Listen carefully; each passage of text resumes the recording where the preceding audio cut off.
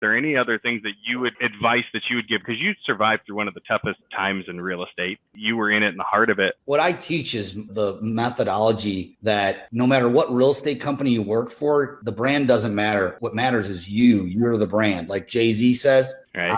I'm not a businessman. I am the businessman. And that means you are the brand. And become the best marketer and study marketing. When you nail marketing, you can't unlearn it. And now it's instilled in your brain. And you're now going to build an audience and warm that audience up by making deposits into their business relationship accounts so that when they are ready, they're going to think of you. And I would highly recommend anyone watching this to stop worrying about what other people think and just get out there and drop value into your marketplace, start building your audience, warm that audience up, and you're never going to have to worry about where your next sale is going to come from ever. Welcome to Business Insights with Matt Milia. I'm your host, Matt Milia, and in this podcast, we'll talk about the real, raw, uncut business success secrets you won't find anywhere else. Follow my journey from entry level to CEO. We discuss real actionable items you can plug into your business right away. To subscribe to our weekly top tips, you can go to www.mattpodcast.com and join our community of elite high-level performers. And if you're interested in our inside sales company, you can go to www.appointmentstoday.com to jump on a free strategy call. And now, stay tuned for our podcast. And today is a very special day because it's Appointments Today's 5-year anniversary. And what we're going to talk about while we're in here is how you can continue to thrive even during all of the obstacles and challenges that we have here. And I've got a very special guest, co-founder of Appointments Today, Mr. Albie Stasek. What's happening, Al? Hey, Matt. Hi, Kristen.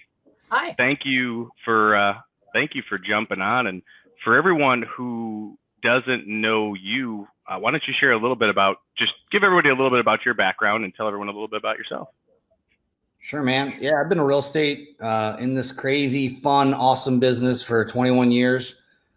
Started back in 98 and really just never looked back, just kept at it, kept trying to figure it out, pretty much bought every, coaching and training thing that I could get my hands on earlier in my career to just try to be better, because the brokerages that I was at, the first two anyway, really didn't have any training. It was like, here's a book, start calling these streets. And right. Kind of before I went full time into real estate, I actually took a job as a collector for mobile home loans that were delinquent. And so I kind of cut my teeth on a dialing up, calling people in Mississippi, Alabama, Louisiana who weren't paying their mobile home notes. And that's I don't know if you ever had that kind of fun, but you learn about rejection and phone, getting hung up on, getting swore at really, really fast. Even though those people are all, for the most part, most of them are real nice. But you'd have some interesting folks.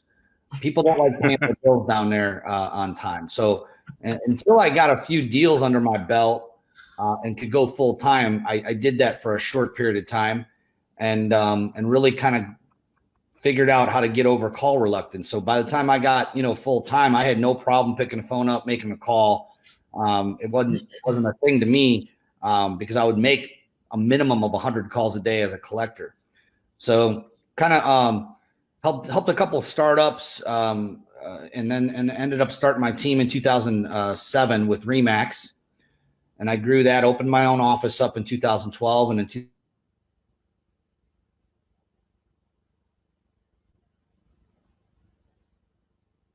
ISA, inside sales assistant. That was pretty much when the business started growing pretty quick. I met Mike and Jay in 2010, hired them as my coach, and then went independent and opened my own brokerage in 2013. Fast forward till today, we merged that brokerage into EXP Realty now 2.5 years ago. And in, what was it, 2015, we started Appointments Today? Yep, March 18th. Wow. And that is today. Oh my gosh, you're right. It's crazy. 5 years ago. Yep. How cool. So happy birthday appointments today, and congratulations on continuing your continued success. And that brings us to today, I guess.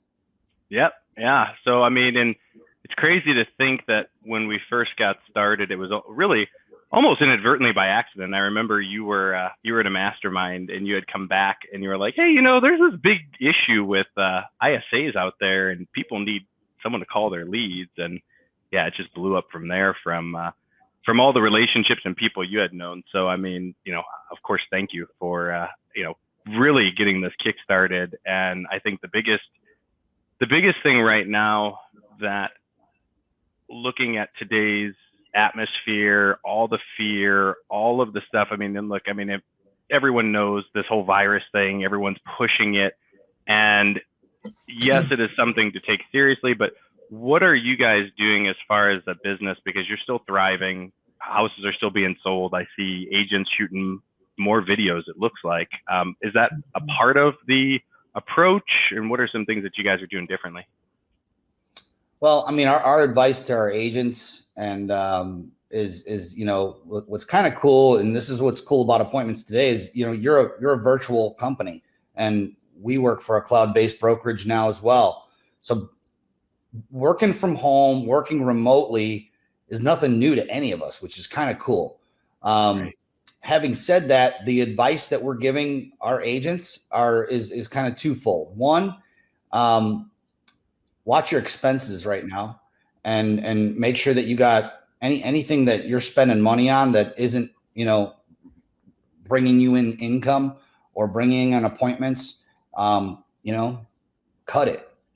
Right. Anything that is working, you may want to double down on it.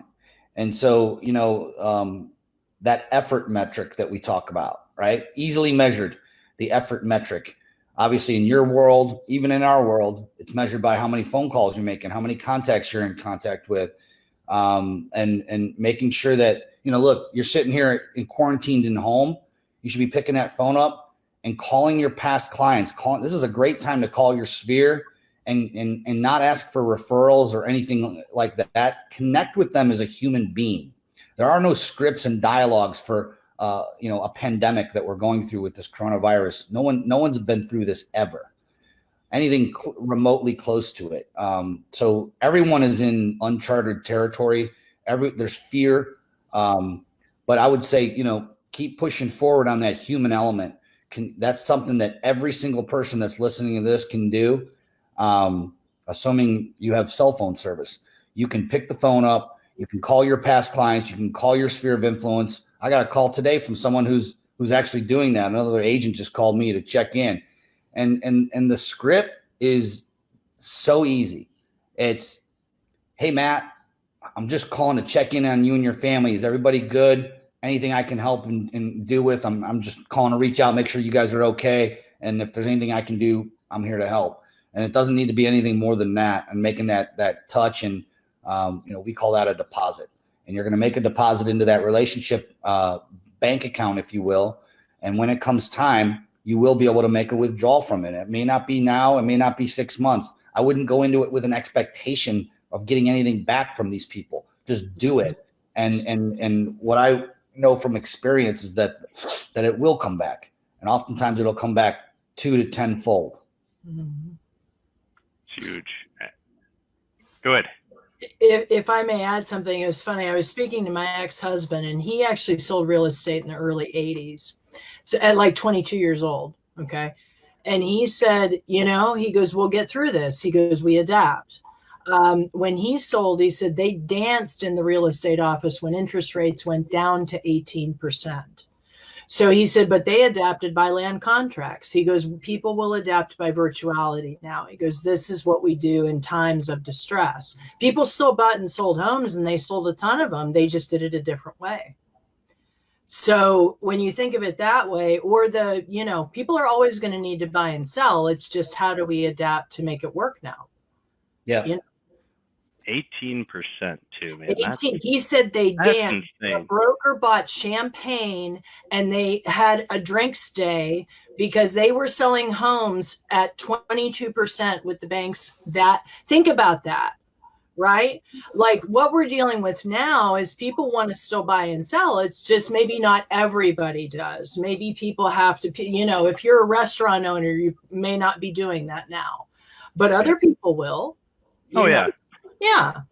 You know, Well, that's the way it is.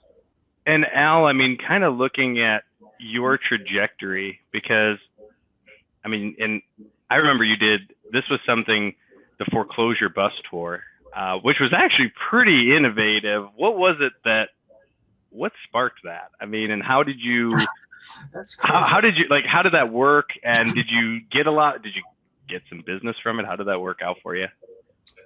So the foreclosure bus tour came from, I read about it online that someone was doing it in Florida. And this was in 2008 when we were literally in the depths of the recession. And, I mean, it was just horrible. Short sales everywhere. It was extremely difficult. I might've been broke by then. I don't know. Maybe it might have taken me till 2009, but 2008, that's a year that I would love to forget about. But at the same time, and no one wants to hear this because it equals pain. But I learned my biggest financial lessons then as well. When you feel like, you know, if you lived through 2000 and after September 11th happened, rates dropped and the market took off and they started putting all kinds of, you know, crazy loans that anybody could get a loan. And that caused the market to spike upwards all the way through 2005. You didn't have to be good to sell homes in 2005. In fact, just these past couple of years, you don't need to be good to sell houses because they're selling. It's just, you know, you get a listing, it's going to sell. You don't have to be good. It's going to sell. And so when you live through that and then you get smacked in the face with a 2008, you have to get creative. And if you don't, you're going to die. So dying wasn't an option for me. Neither was bankruptcy. So I thought of, you know, hey, what could I do to get a large group of people, buyers specifically, who are all looking for deals. There's tons of deals out there there's foreclosures everywhere. So I thought, you know, hey, I saw someone doing it with a bus in Florida. I'm like, let's do it. And it literally took off. Ended up getting press coverage from channel 3, 5, and 8. We had news trucks following the bus, doing, you know, interviewing me, wanting to go inside some of these foreclosures. I mean, all it is a house. It's nothing like, you know, I mean, if you've ever been in a foreclosure, it's just a house that someone lived on and couldn't pay the mortgage on anymore. But we were sticking to luxury. So we did luxury foreclosures, which attracted a lot of people. And I mean, we sold the bus out, and it was a big coach, like a touring coach type of a bus. Right. And it was sold out. I had a lender pay for lunch, just sandwiches for everybody. So he ended up with, I don't know, 40, 45, 50. I don't know how many people we had on that bus, but it was, like I said, every seat was standing room only, basically. And I'll never forget it. Like shortly after that, my dad ended up having a heart attack and had to get open heart surgery. And we had to schedule a second bus. And I couldn't go on that one because that was right near the time when my dad was having a surgery. So actually, I think I had Joe Dirk, Dan Walters, and a couple other people just man the bus because it was too late. I had it filled, a second bus filled already. And I think that, did we sell a few houses? Yes. But the bigger impact for that was the exposure that we got, the type of exposure on the news that you can't buy. And I would say that 90% of the exposure, we even got national exposure on USA Today. It was in that newspaper, I guess. I was getting, people were sending me stuff left and right. Like, hey, I saw you here. I saw you there. I didn't even know all the places that was taken off. 90% of the exposure we got was good. 10% of it was, you know, negative. Like, oh, look at this guy trying to prey off of, you know, these poor people's foreclosure houses. And it's absolutely ridiculous because they're for sale. All I did was put a bunch of people on a bus and showed, you know, it was efficient. Call it efficiency. Instead of individually showing these houses, I showed it 50 at a time. So that's kind of what we did. I think there's always someone too that when you're going against, when everyone else is going to the right and you're doing things off to the left or vice versa, you're going a different way from the masses. There's always someone that's going to try to poke holes in it. So there's always haters. Yeah, I mean, but that's typically what I've done my whole career is you know, if I see the herd walking one way, I usually walk the other way. Right. So far, it's worked out. I would say so. So you've got now how many people are on your team in total? Locally or nationally? That's a great. How about both? So let's start with locally, and then what do you have nationally? Because nationally, I know pretty large number. Yeah. So locally, you know, of course, you know Joel Hollow, my partner, who basically really is the operating partner and president of Stasek Group at EXP. We're about 40, somewhere between 40 and I think 45 agents, somewhere in there. We have a bunch new joining us right now this week that we met with. On a national level, we're over 3,500 agents nationally. That's in probably, I would say, 45 states and 3 Canadian provinces at this point.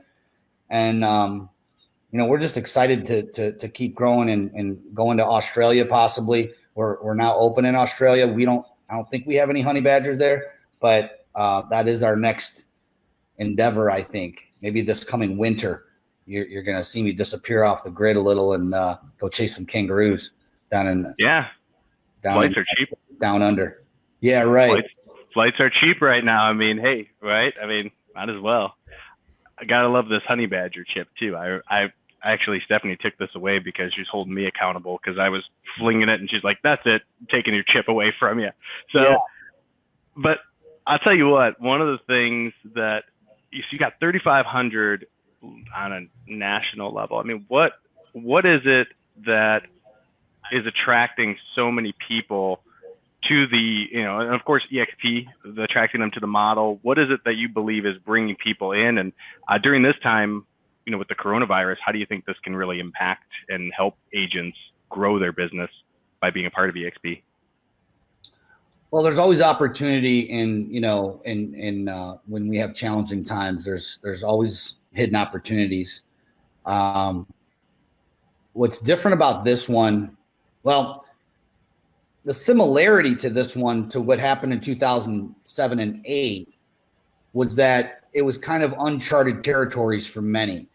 This no one's lived through something like this ever. So we're all taking this day by day, and we can only we should only be focusing on what we can control. Because if you don't, you're going to focus on fear. Fear is going to set in. Fear is the most crippling emotion that we can invoke. And so, you know, focus on the things we can't control, which is, you know, making those connections, making those calls, sending out the messages, sending out messages through Facebook, picking up the phone. In 2008 and during that downturn, we didn't know how to handle short sales, and the banks were so overwhelmed that they didn't even know, you know, how to process these at the rate that they needed to process them at. So those are similarities. Like I said, the biggest difference is that, you know, we have the ability to work remotely. We have the ability to work, you know, in home, which is safer than being out in an office with 50, 60 people where this stuff would spread pretty quickly. We got a skeleton crew at our office. Our office is still open, but it's all volunteer. You know, no one has to come in. Everything that we can do at the office, we can do virtually until this all clears up. So, yeah. And yeah, good point, Savannah. I mean, yeah, acting out of fear and scarcity is one of the worst things we can do. And it is so true. We're going to say, Kristen. I was going to say, if everyone, because I think open houses are persona non grata right now, right? We don't want that. We want everything to be virtual. What is either one of you guys, and Al, I'm thinking you may know, what software could you use as a realtor to do these virtual tours that can like make them look really nice? And is there just because I don't know, is there an app specifically for that or something that you would recommend to people if they want to do a virtual open house? Yep. So EXP actually purchased a company and it's a virtual tours type of a company. Okay. It's extremely affordable. And I think the only requirement with this software that they purchased and own right now is that you got to supply them the photos.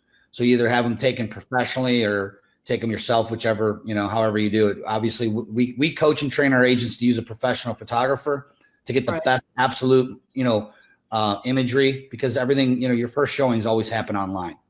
Mm-hmm. So there's that. There's also another company that a lot of agents are using, and it's called, it's escaping me right now. Matterport. Yeah. And that's a little bit more pricey. Some agents have commented in the Honey Badger group that, they were looking for a little bit of a less expensive alternative. Mm-hmm. And EXP actually is able, provides that to its agents for a lot less money. So we're seeing a lot of that going on. We're also seeing a lot of virtual appointments. So instead of meeting face to face, we literally just listed a house earlier this week. It was a virtual appointment on Monday. Had all the paperwork filled out online. We just sent it over. They all e-signed everything, got it into the computer the next day. We just literally on the huddle today, it was sold with multiple offers. So we sold one today. That was a complete end-to-end, complete virtual deal.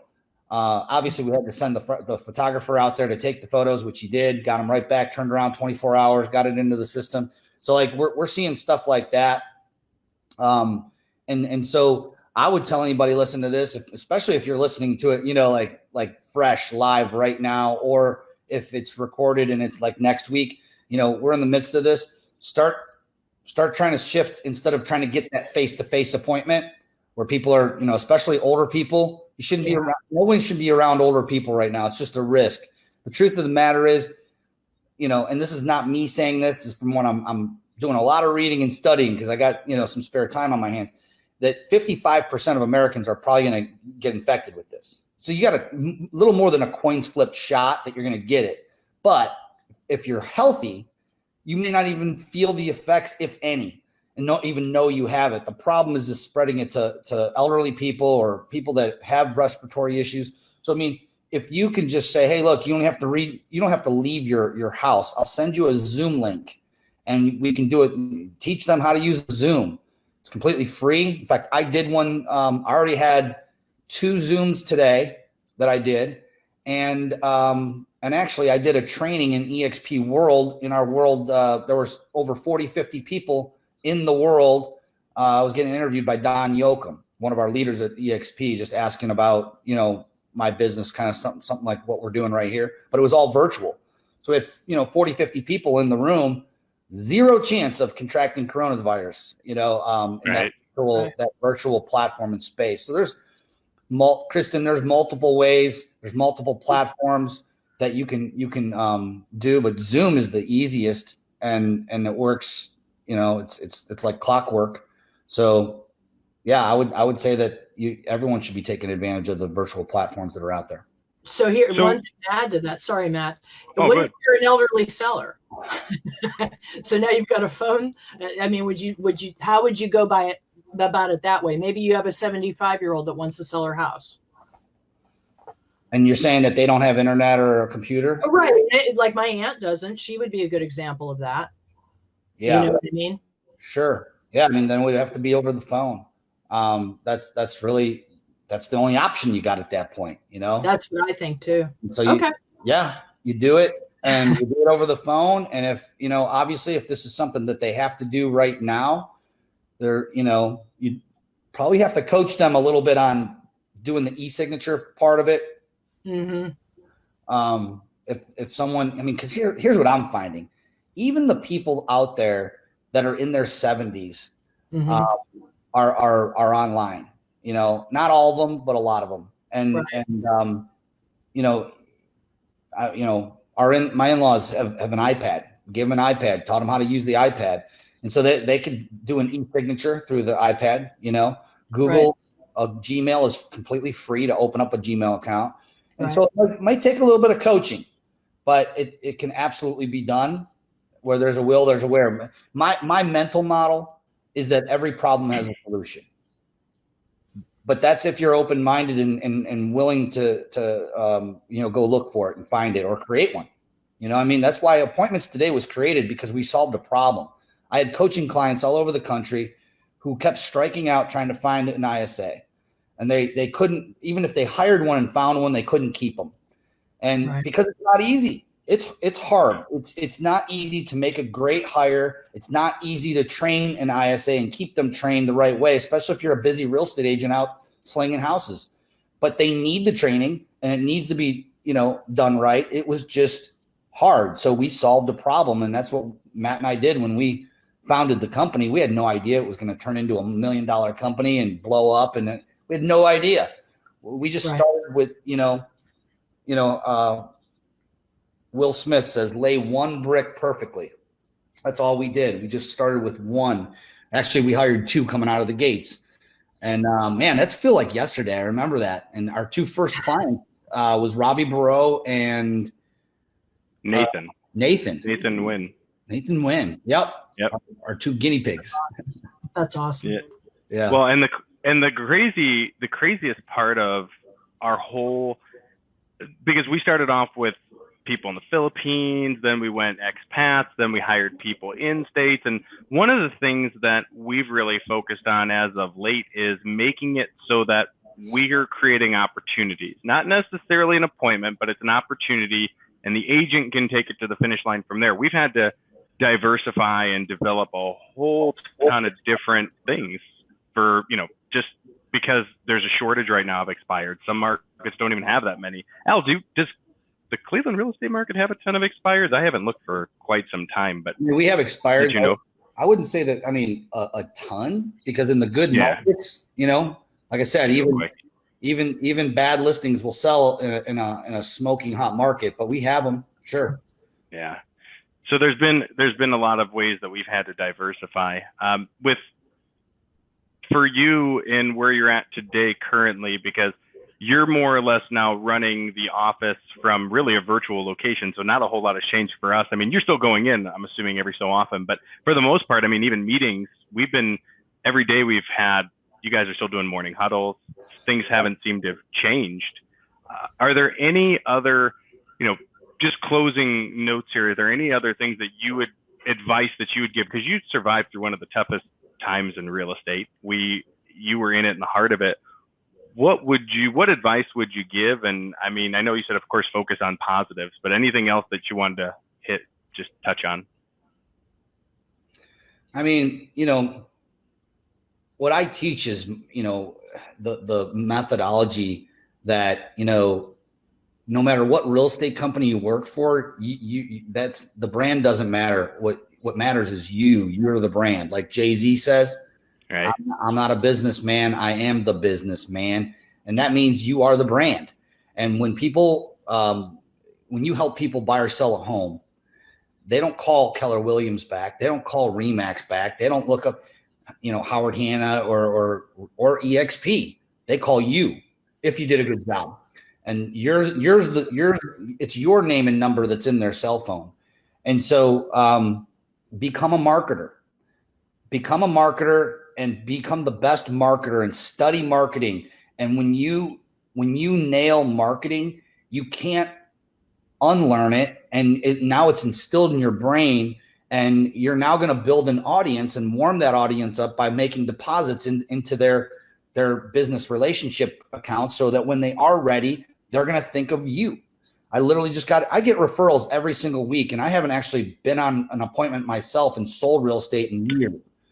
And I still get referrals every single week. I just got one from a kid I grew up with in Parma. And what was funny about that is he referred me to a girl that we grew up with in the same neighborhood, which her and her sister moved to like San Francisco, and her father passed away. So he goes, hey, he actually went to the wake. I didn't even know about it. Otherwise I would have went. And so they're saying, yeah, we got to sell the house, this and that. And he goes, oh, you need to call Albie. So it wasn't even them thinking, because they don't even live in the state, and they haven't lived in Ohio in years and years. Didn't probably even know I was in real estate, because we're not connected on social media or anything like that. But this guy was. And so, everyone, if you're a real estate agent, everyone in your sphere of influence and your social media circles and your audience that you're built should know what you do. And if they don't, shame on you. It just means that you're not marketing yourself properly. And so the biggest thing I could tell people is, obviously we push video a lot. The people who don't do video, is the only reason they're not doing video is because of fear. They're afraid of how they look, how they sound. I mean, look at me. I don't look good and I sound like a pirate, but I get on there and I do my social media. I get my videos done no matter what. And I don't care what someone's going to think, because my shitty video is going to perform your non-video every day. And I'm going to win that game because I'm out there and I'm not worrying about what people think of my voice or how I look. And I would highly recommend anyone watching this podcast or episode to stop worrying about what other people think and just get out there and drop value into your marketplace, start building your audience, warm that audience up, and you're never going to have to worry about where your next sale is going to come from ever. And you're going to have a steady stream of new clients calling you and attracted to you because of what you're putting out there into the marketplace. That's what I would say. So true. It's top of mind, brand awareness, recognition, and having someone who's a fearless leader that's willing to go in front of the camera, because ultimately, and everybody has reservations about how they look on the screen or what they sound like or how they deliver a message. So true. And that beard is coming in phenomenally, by the way. I mean, it is pretty amazing. I just had to throw it out there. See, that's my thing. I get the scraggly beard, so I buy all these oils and stuff. It never works, but it is what it is. I still get on camera though. It is, that's just how you got to do it. Doesn't matter. We all have our own. I've seen realtors with there's the big guys. Like they have those big, they're like Oregon or something. I've seen those guys too. They have to hide. That's the hide when you're putting on a little bit of weight. You just grow a really big beard, and then everyone's like, "Oh man, that beard is really just looking a lot better." Yeah, I don't know why. It's Yeah, exactly. Expanded. Well, that's what I do. I grow beards and know things. That's right. That's right. I love it. We got a T-shirt coming up with that. That's for sure. So guys, I wanted to also, I shared in the link. Al, closing things out. First and foremost, thank you so much for jumping on and just given so much value. And I know that you guys have an amazing event that's coming up. You want to just let everybody know a little bit about that. And I did put the link in the comments, and I will put it on the screen here. No, man, I appreciate that. Yeah, if anybody wants to click that Eventbrite link and register for this live event, I believe it's April 8th, and it's live with leaders. And what Nick Krempansky and Michael Krempansky did was they basically called 16 of the top leaders that they've worked with in the past and asked them if they would come on and give 25 minutes to 30 minutes of their time on an online seminar. It's like a seminar, but it's all virtual. So it's like a virtual summit, if you will. And every one of these people have grown multi-million-dollar real estate businesses. So you're going to be, having an opportunity for zero cost. And you could, literally you can watch this thing live in your pajamas at home, quarantined if you're still quarantined on April 8th, which appears that we very well could be. I hope not. But if we are, you can watch this. And what I was kind of bringing up to Nick yesterday, we did a little announcement in our group. Think about this. In 2010, I went to go to the EGS, Exponential Growth Summit, which I know you've been several times with me, Matt. And it's an amazing, amazing event. But you have to take a day of travel to get there. Not a full day, it's just Dallas, but you usually lose a full day or at least half of a day of time. You got to buy a plane ticket there and back. You got to rent a hotel room for anywhere from $300 to $400 a night, because they're usually a pretty good, these events are always at the best places. And then you lose another half a day going back home. Meanwhile, you're eating out, going to the bars, doing your thing, spending more money, and you're a few $1,000s into it. And, to go to one of these seminars. Now, having said that, I don't regret going to any of those. They've been great investments, and they've helped me, grow my business professionally and even personally. So I'm grateful for it. But what we did, or what I should say Nick did, was came up with this idea to do it virtually. He asked 16 people, and every single one of the 16 people said yes. So it was pretty cool. And so we're going to be going live. It's free. Like I said, the link to register is down there. So go ahead and register for it. We have Chuck Fazio, who grew an independent brokerage from nothing to over 850 to 900 agents. You have a girl named Tina Call that is $1 million business. You have Veronica Figueroa, who's been on the stage of Inman. Every time Inman does one of their Inman Connects, she's one of their speakers. Jay Kinder, number 2 Coldwell Banker agent in the world, former, and now my business partner with EXP, grew a coaching company to $10 million. These people are going to be sharing some amazing insights on how they grew their business, what's worked best, what not to do, what to do. And it's something that you don't want to miss. So yeah, appreciate you letting me plug that. It's going to be great. And you can get those tickets free. Yes. Can't go wrong. Can't go wrong with that. Not to mention the fact that all of those guys are innovative, creative. They are major. They come up with solutions, and ultimately they're great at what they do. I mean, I think most of those agents do probably over 50 deals a year, maybe more. I mean, and that's just on the low end. I mean, some of them do even more than that, and they're killing it. No matter what's going on in the marketplace, they're finding out ways to get around it. So, well, Al, again, I really appreciate you jumping on. Kristen, as always, thank you. And guys, for everyone that was tuning in here live, of course, we have replays, and next week we'll same time. Well, actually, it'll be 12 o'clock next week. So, but appreciate all you guys. Have an awesome rest of your day, and don't let fear run things for you. Let's get after it and make it an amazing day. See you guys. Thanks for having me. Thank you.